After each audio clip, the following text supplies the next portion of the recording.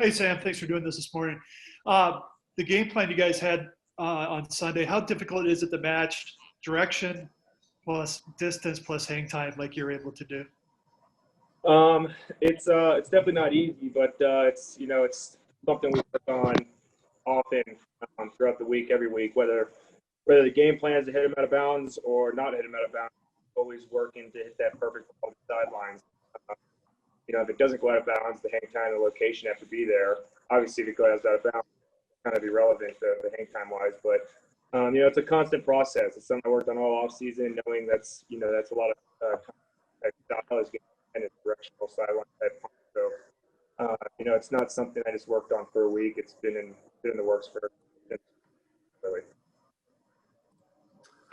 Next one, Andrew Mason.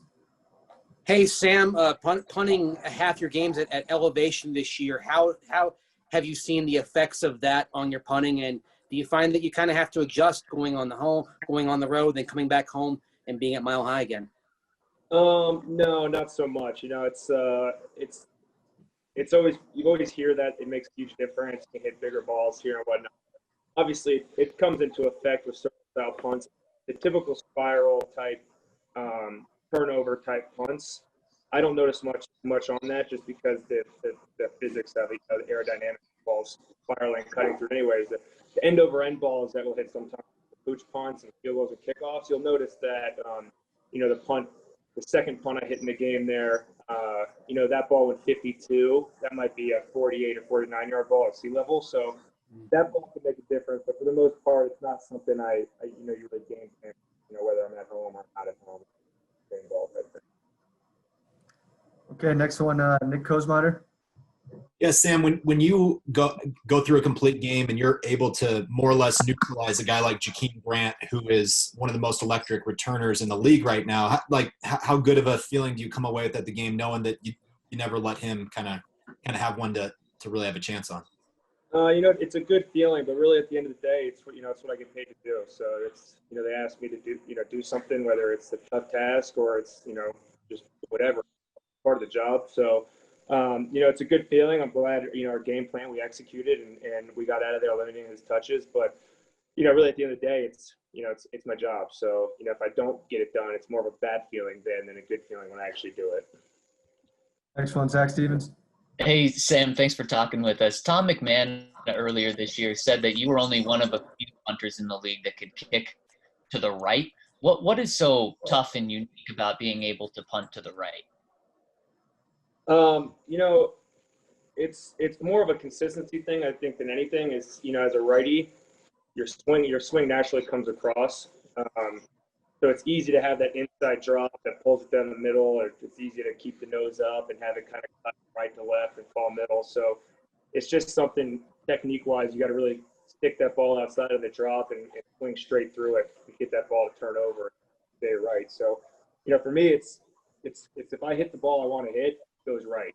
The only time it kind of doesn't is if I have an inside drop, and then that's more so not me missing my spot. It's more so just a mishit punt. You kind of get that ducky-looking rotation that falls down the middle. So really just staying linear, things, keeping your drop outside and swinging straight through it, and being consistent with your drop. Next one, Troy. Sam, thanks for joining us today. I thought last was probably your team's best overall game in terms of complementary football. Do you sense the special teams thing maybe has kind of settled down? You're punting well. Brandon's having a stellar year. Do you sense maybe it's starting to settle down and more consistency developing with the special teams?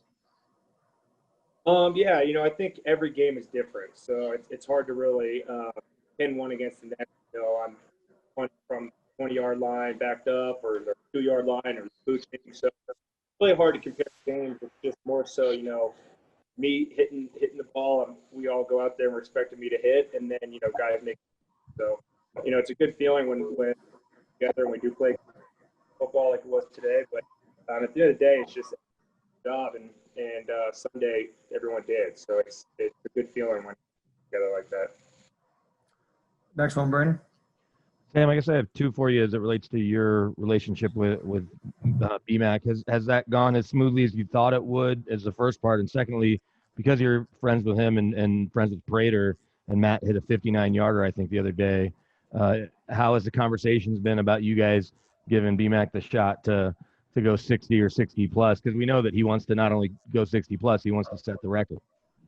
Yeah, so about the first part, yeah, it's me and Brand's relationship has grown nicely, and it's one of those things where I was fortunate with being really good friends with Prater, and fortunate that me and Brandon get along so well because a lot of punters and kickers can't say that throughout the league.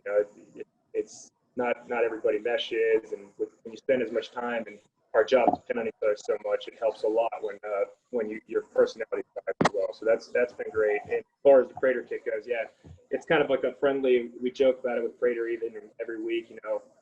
When the whole Bud Light thing, they're trying to whoever has the longest ball. So Prater's sitting there 59, but hopefully we get a shot at one deeper than that to win that little side competition thing. But it's all friendly, it's fun, and hopefully we get the chance.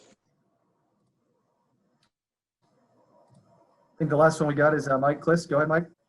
Yes, Sam. I was just wondering, describe Bobenmoyer as far as how he is as a snapper and catching his snaps versus other long snappers you've worked with. Bob's been great.